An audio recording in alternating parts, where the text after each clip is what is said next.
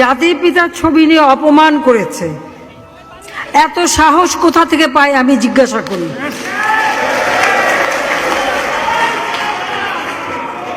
আমি জানি না আমাদের হাই কমিশনার এখন কারা বসেছিল এবং তারা সেখানে কিছুই করতে পারলো না কেন, সেটাও বড় প্রশ্ন। আর আমি আমার প্রবাসী যারা বাঙালি, না আমার প্রবাসী বাঙালিদেরও আমি বলবো যে যারা এই ঘটনাগুলি ঘটিয়েছে তারা চলাফেরা করে না, তাদের দেখেন না। যে হাত দিয়ে জাতির পিতার ওই ছবি নিয়ে তারা ভেঙেছে, তাদের যা উপযুক্ত করা উচিত সেটা করতে হবে।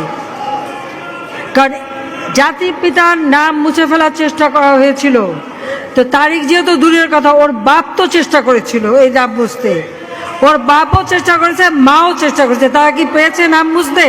পারে নাই। ইতিহাস কখনো কেউ চাপা দিতে পারে না।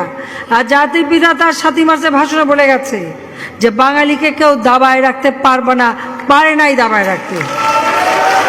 তা আজকে এত বড় দুঃসাহস হয়ে যায়।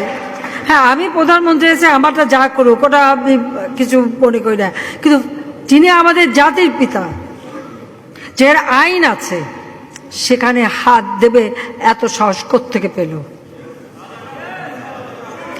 তারেক যে ভুলে